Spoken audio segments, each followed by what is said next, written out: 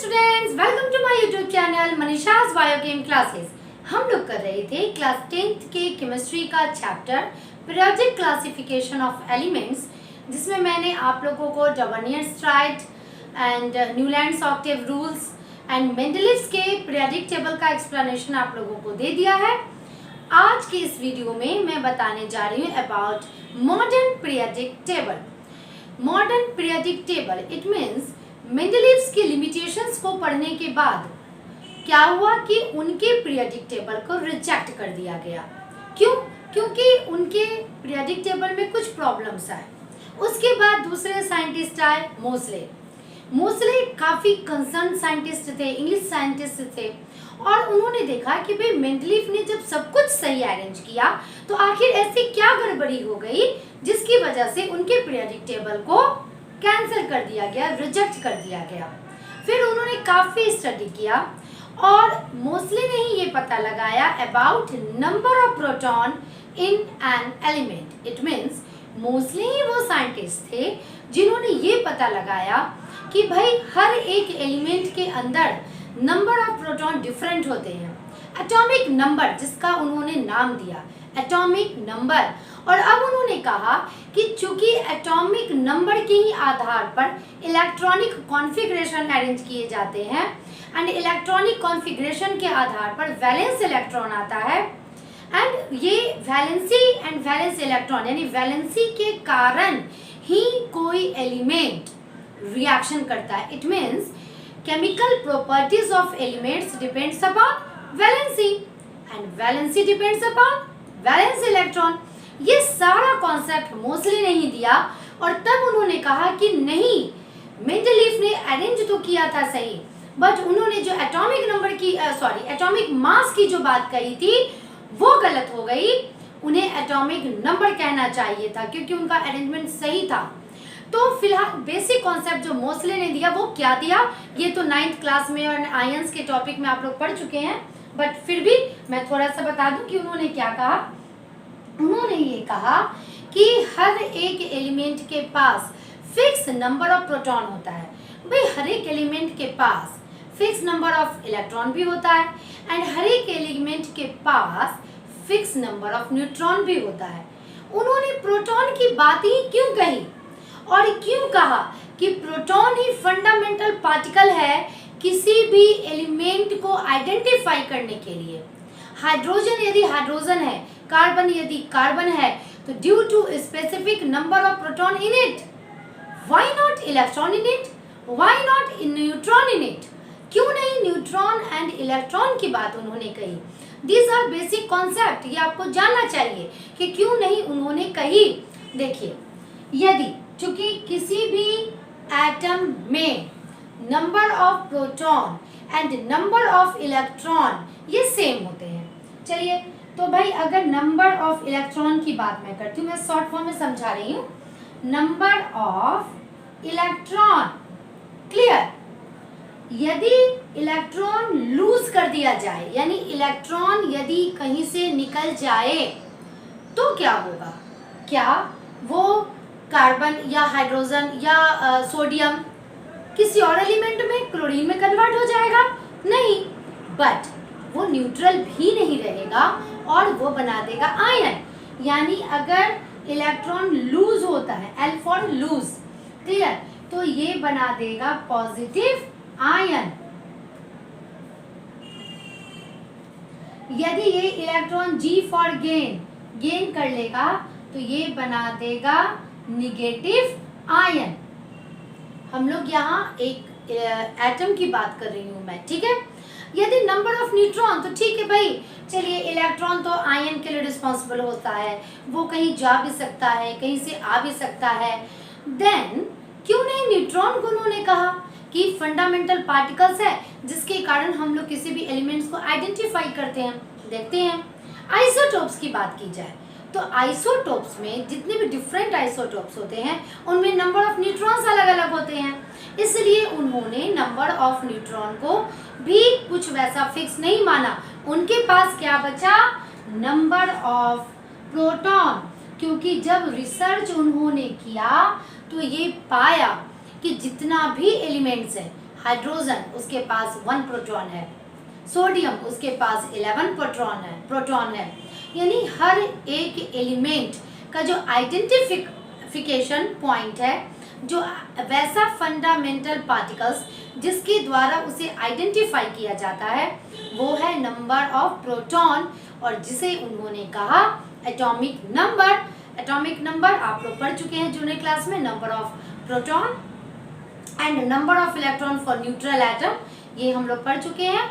तो अब उन्होंने क्या कहा कि बेसिस फॉर क्लासिफिकेशन और basis to arrange elements in the periodic table is atomic number, not atomic mass. और ये कहा था मोस्ले 1913 में, और उन्होंने ही मॉडर्न पीरियोडिक टेबल दिया। हालांकि मॉडर्न पीरियोडिक टेबल का जो स्ट्रक्चर है वो बोर ने भी मिल करके बनाया उस पीरियोडिक टेबल के स्ट्रक्चर को, बट उसका बेसिक लॉज उन्होंने ही दिया। किसने? मोस्ले ने 1913। तो हम लोग पढ़ेंगे all about modern periodic table. तो आज की इस वीडियो में मैं स्ट्रक्चर को डिस्क्राइब करूंगी मॉडर्न पीरियोडिक टेबल का। नेक्स्ट वीडियो में मैं कुछ प्रॉपर्टीज को डिस्क्राइब करूंगी, ठीक है। तो मॉडर्न पीरियोडिक टेबल, इसका कॉन्सेप्ट किन्होंने दिया था? मोस्ले ने दिया था 1913 में। उन्होंने एक पीरियोडिक लॉ दिया था। पीरियोडिक लॉ उनका क्या था कि properties of elements are periodic function of their atomic number। जहां मेंडलीफ ने दिया था कि properties of elements are periodic function of their atomic mass, लेकिन इन्होंने जस्ट एटॉमिक मास को वहां से रिप्लेस कर दिया और रख दिया एटॉमिक नंबर। यहाँ इसका मतलब क्या हुआ? यदि एटॉमिक इंक्रीजिंग एटॉमिक नंबर के हिसाब से हम लोग एलिमेंट को अरेंज करते हैं तो वो पीरियोडिक फंक्शन करता है। पीरियोडिक फंक्शन मैं लास्ट वीडियोस में भी आप लोगों को बता चुकी हूँ कि एक सर्टेन ड्यूरेशन के बाद वो प्रॉपर्टीज उसकी क्या होती है? रिपीट होती है। क्लियर? ये तो मेंडलीफ का पीरियोडिक टेबल मैंने ड्रॉ किया है to compare modern and Mendeleev's periodic table, but मैं इसी के द्वारा बताती हूँ आप लोगों को। अब जैसे lithium, beryllium, boron, carbon, nitrogen, oxygen, fluorine, let us suppose उन्होंने एटॉमिक मास किया था। अब मैं एटॉमिक नंबर की बात करूंगी। क्लियर? तो एटॉमिक नंबर से जब अरेंज किया जाता है तो आफ्टर अ सर्टेन ड्यूरेशन जो नेक्स्ट एलिमेंट आता है उसका प्रॉपर्टी रिपीट होता है, and this is known as periodic function. Clear? ये आता है एग्जाम में, व्हाट इज मोस्ले लॉ। तो आपको लिखना होगा properties of elements are periodic function of their atomic number। Clear? और इसी के आधार पर पूरा का पूरा पीरियोडिक टेबल ड्रॉ किया गया, ठीक है। और अब मैं, चूंकि मॉडर्न पीरियोडिक टेबल है हमारा, आप लोगों ने बहुत जगह देखा होगा, मैंने भी एक चार्ट आप लोगों के लिए लगा के रखा है। तो पहले तो हम लोग डिस्कस करेंगे कि what are the differences between Mendeleev's periodic table and modern periodic table. क्योंकि मेंडलीव ने बेसिक स्ट्रक्चर तो तैयार कर दिया था, उसी स्ट्रक्चर के आधार पर हम लोगों का एक नया पीरियोडिक टेबल बना which is modern periodic table. और इसके बाद फिर मैं आपको मॉडर्न पीरियोडिक टेबल के सारे स्ट्रक्चर्स के बारे में बताऊंगी, ठीक है। तो चलिए कंपेयर हम लोग करते हैं modern periodic table and Mendeleev's periodic table. Mendeleev periodic table को मैंने कंप्लीटली ड्रॉ नहीं किया है क्योंकि लास्ट वीडियो में मैंने इसको काफ़ी अच्छे से क्लेरिफाई आप लोगों को कर दिया था। मेंडलीव पीरियोडिक टेबल, जो वर्टिकल कॉलम्स होते हैं, वर्टिकल कॉलम्स जो होते हैं उसे क्या कहते हैं? ग्रुप, जिसे अप टू डाउन हम लोग स्टडी करते हैं। एंड हॉरिजॉन्टल कॉलम जो होते हैं, जिसे from left hand side to right hand side हम लोग स्टडी करते हैं, उसे कहते हैं पीरियड्स। चलिए, तो मेंडलीव्स के पीरियोडिक टेबल में टोटल 8 ग्रुप थे। 1 2 3 4 5 6 7 एंड 8 ग्रुप थे। बट मॉडर्न पीरियोडिक टेबल में there is 18 group. 1 2 3 4 5 6 7 8 9 10 11 12 13 14 15 16 17 and 18 group है। अब देखिए कैसे मेंडलीव पीरियोडिक टेबल से मॉडर्न पीरियोडिक टेबल हमारा बना, ठीक है। 18 ग्रुप है, बट मेंडलीव्स के पीरियोडिक टेबल में सिर्फ 8 ही ग्रुप्स थे। बट उन्होंने क्या किया था? हर एक ग्रुप को ए एंड बी दो सब ग्रुप्स में उन्होंने डिवाइड किया था। तो इस तरह से टोटल कितने ग्रुप हो गए? 1 2 3 4 5 6 7 8 9 10 11 12 13 14 14 ग्रुप यहाँ आ गए। एंड एट्थ ग्रुप जो था उनका, उसमें इन्होंने 3 सब ग्रुप बनाए थे। और जैसे पीरियड नंबर 4 में फेरस, कोबाल्ट एंड निकेल, ये तीनों अरेंज है, तो 3 ग्रुप बनाए थे। तो 14 एंड 3 कितने हो गए? 17 ग्रुप हो गए। उस समय नोबल गैसेस नहीं था, बट उसके बाद नोबल गैसेस डिस्कवर्ड हुआ। तो नोबल गैसेस जब डिस्कवर्ड हुआ, नोबल गैस उस गैस को कहते हैं या उस एलिमेंट को कहते हैं जो रिएक्शन नहीं करता है। तो जब नोबल गैसेस का पता चला, चूंकि वो नॉन रिएक्टिंग गैस था, नॉन रिएक्टिंग एलिमेंट था, तो इसलिए उसे एक 18th ग्रुप में डाल दिया गया। तो इस तरह से ये मैं बताना चाह रही हूँ कि क्यों मेंडलीव के पीरियोडिक टेबल को इतना इम्पोर्टेंस दिया जाता है, क्यों मेंडलीव को फादर ऑफ पीरियोडिक टेबल कहा जाता है, क्योंकि सारा कुछ हमने मेंडलीव के पीरियोडिक टेबल से ही सीखा है। क्लियर? नाउ अब हम लोग पीरियड की बात करते हैं। तो पीरियड यहाँ 6 पीरियड हैं, बट मॉडर्न पीरियोडिक टेबल में देयर आर 7 पीरियड्स। ठीक है, मेंडलीव के पीरियोडिक टेबल में 6 पीरियड्स हैं, बट मॉडर्न पीरियोडिक टेबल में देयर आर 7 पीरियड्स। क्लियर? तो ये आपका कंसेप्ट क्लियर हो गया कि कैसे मॉडर्न पीरियोडिक टेबल में 18th ग्रुप आए एंड 7 पीरियड। बाद में जब एलिमेंट्स मिलने लगे तो एक पीरियड को बढ़ा दिया गया और उसे 7th पीरियड में डाल दिया गया ना। और क्या है, हाइड्रोजन का पोजीशन जो मेंडलीव्स की पीरियोडिक टेबल में था, वही मॉडर्न पीरियोडिक टेबल में भी आता है। तो ये था comparison between Mendeleev's periodic table and modern periodic table.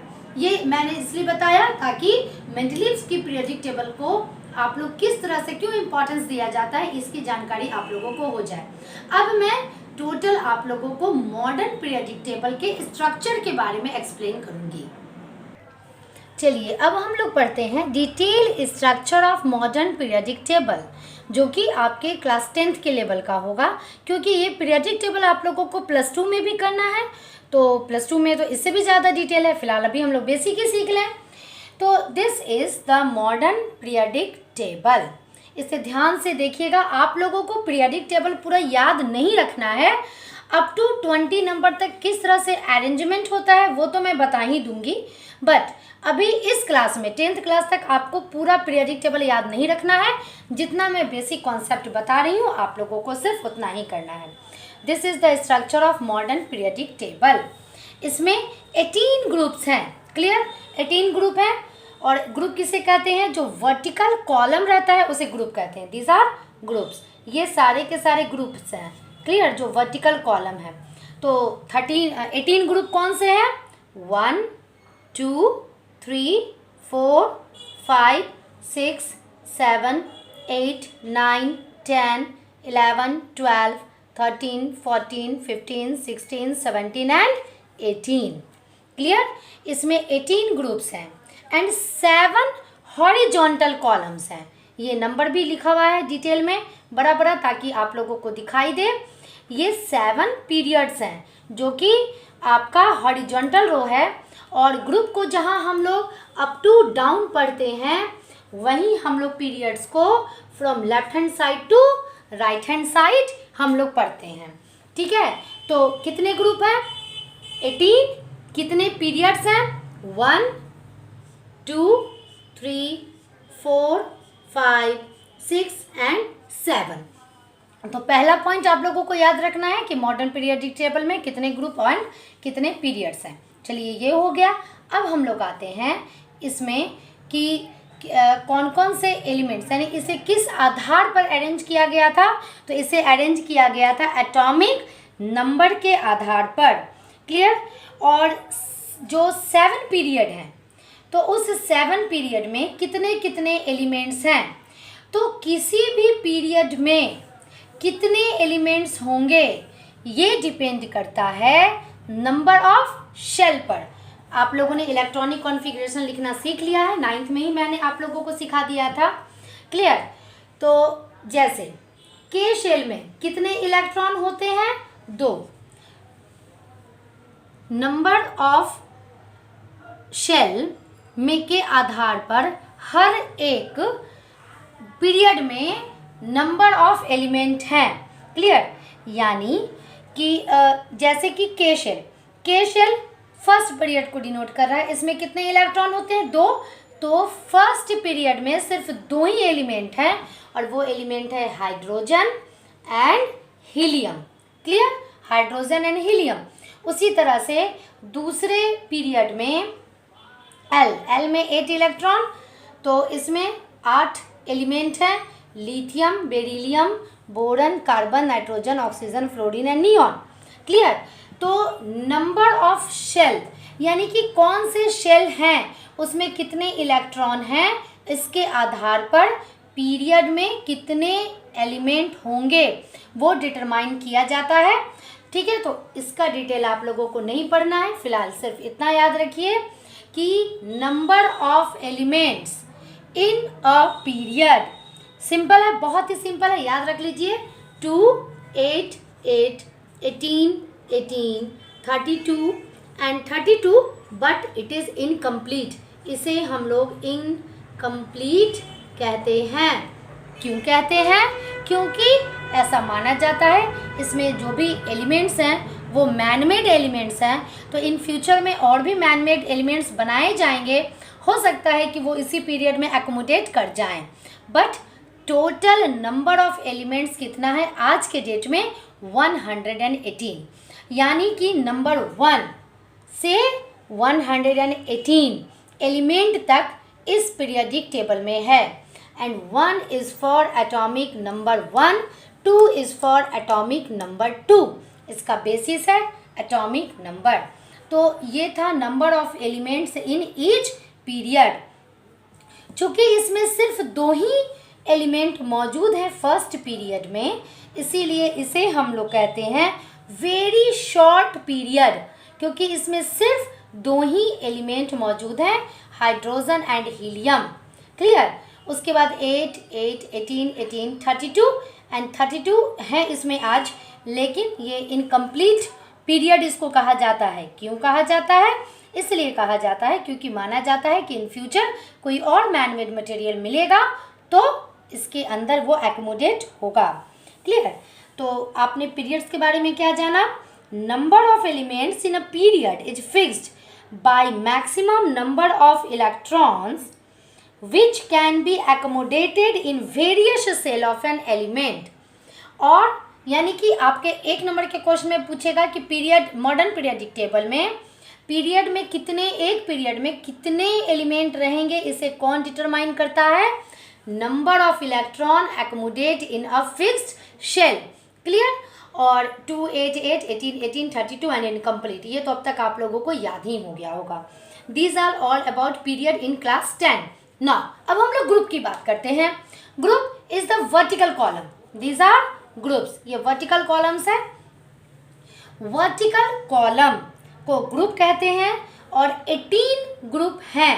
Clear? लेकिन आप लोगों को डिटेल में 10th क्लास में ग्रुप नंबर 1 एंड 2 की स्टडी करनी है, एंड देन 13, 14, 15, 16, 17 एंड 18 की स्टडी करनी है।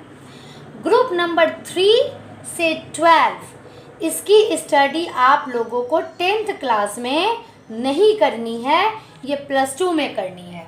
क्लियर? तो अब 18 ग्रुप्स का नाम बता दिया जाए कि हर एक ग्रुप को क्या कहते हैं। क्लियर? ग्रुप 1 में जितने भी एलिमेंट्स होते हैं एक्सेप्ट हाइड्रोजन, हाइड्रोजन को छोड़कर जितने भी एलिमेंट्स हैं, lithium, sodium, potassium, rubidium, caesium and francium. Clear? जितने भी हैं वो सारे के सारे मेटल्स होते हैं और ये सारे काफ़ी अच्छे मेटल्स होते हैं। ये अल्कली का फॉर्मेशन करते हैं, इसलिए इन्हें कहते हैं अल्कली मेटल्स। तो ग्रुप 1 में जितने भी एलिमेंट्स हैं उन्हें हम लोग कहेंगे अल्कली मेटल, क्योंकि वो सारे मेटल्स होते हैं और अल्कली बनाते हैं, except hydrogen. Hydrogen non metal है। ग्रुप नंबर 2 में beryllium, magnesium, calcium, strontium, barium and radium, ये सारे के सारे मेटल्स होते हैं और ये सारे भी अल्कली बनाते हैं, अर्थ क्रस्ट में पाए जाते हैं, that's why it is known as alkali earth metal.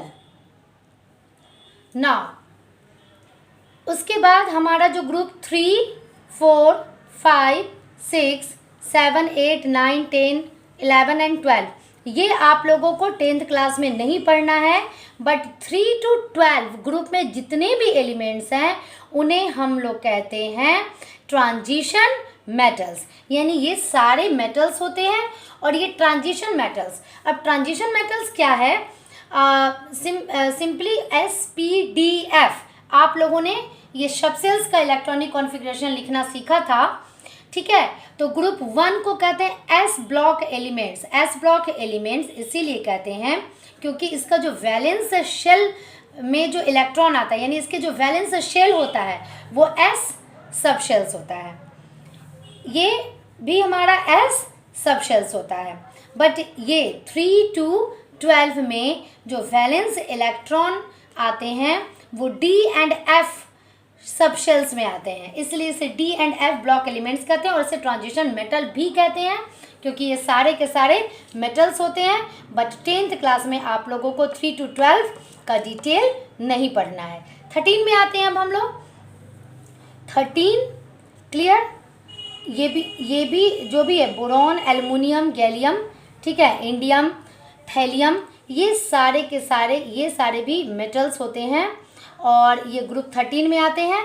अब ग्रुप 13, 14, 15 एंड 16, इन चारों का जो स्पेशल नाम है वो नाम इनके फर्स्ट एलिमेंट से आ रहा है।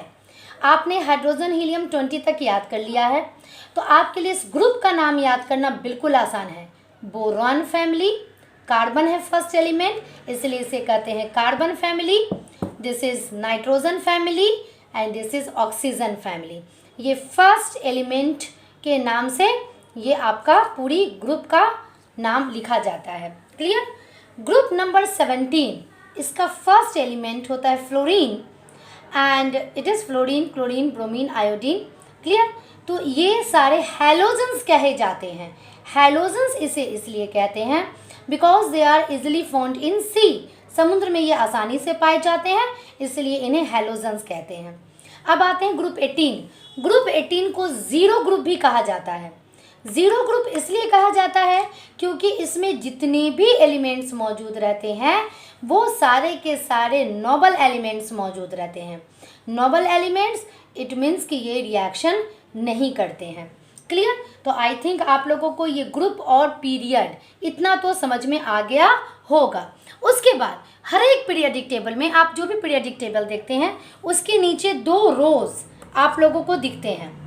6 and 7 ये लिखा हुआ है। व्हाट आर दीज, ये मैं बताती हूँ क्यों लिखा रहता है। 10th क्लास में आप लोगों को सिर्फ बेसिक स्ट्रक्चर पढ़ाया जा रहा है।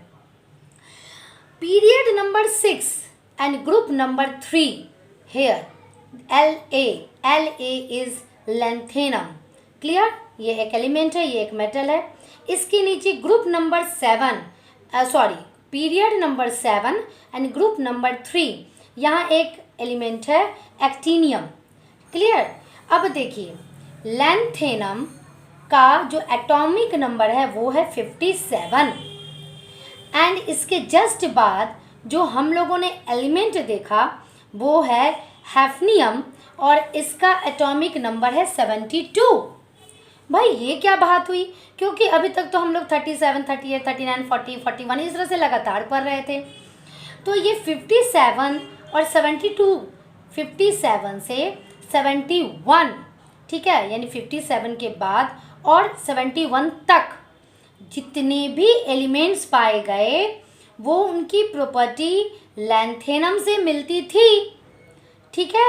तो इस पीरियडिक टेबल में इसे एकोमोडेट करना थोड़ा मुश्किल होने लगा, क्योंकि यदि उसे एकोमोडेट किया जाता तो उसकी प्रॉपर्टी बाकी के एलिमेंट से मिलने लगती।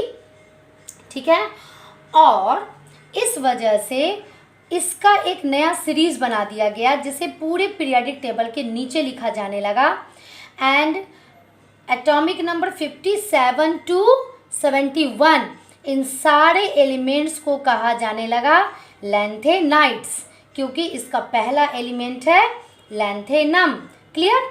तो इन सारे एलिमेंट्स को कहा जाने लगा लैंथेनाइड्स।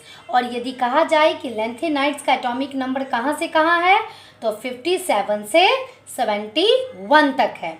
क्लियर?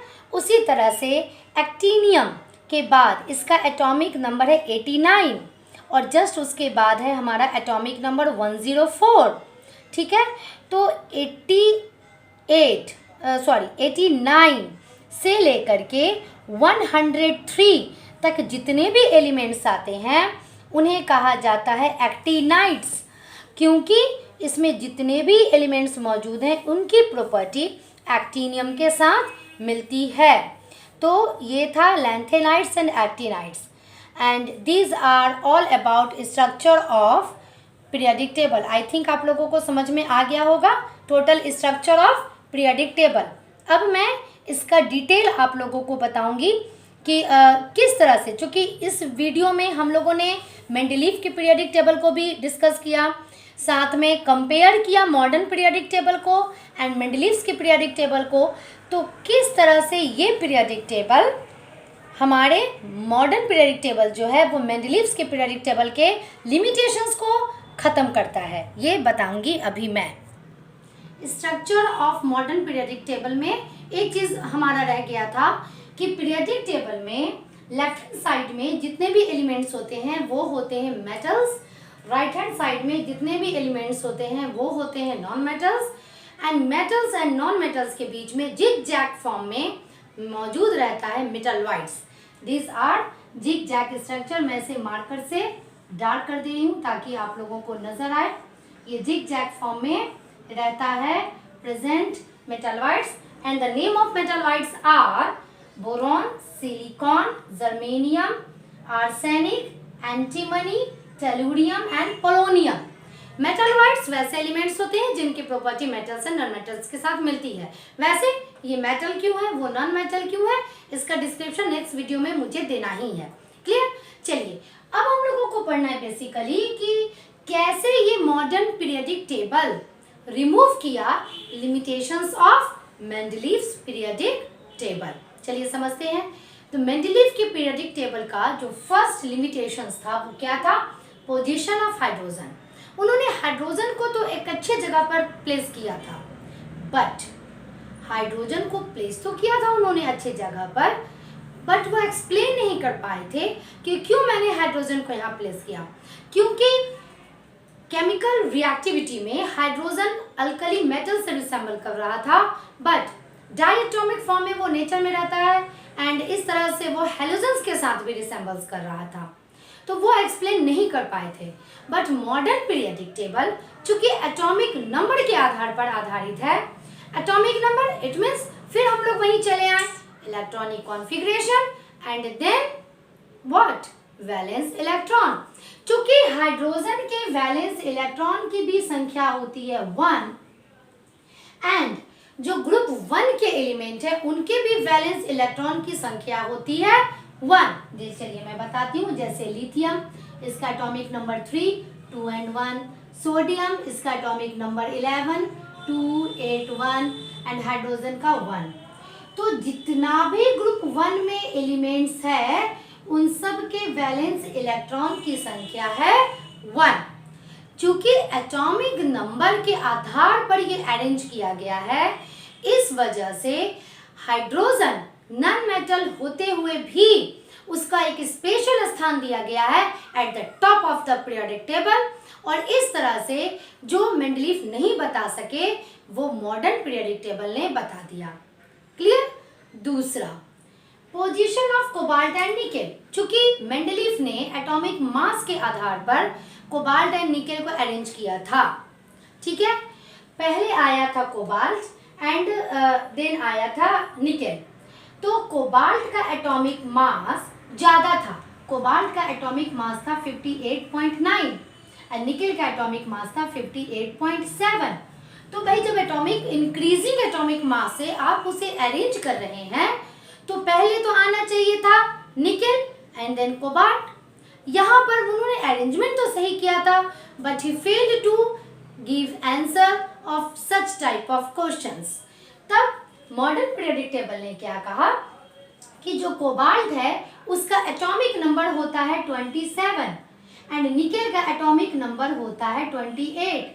चूंकि मॉडर्न पीरियोडिक टेबल अरेंज किया गया था according to increasing atomic number, और इस वजह से पहले कोबाल्ट आया देन निकेल आया।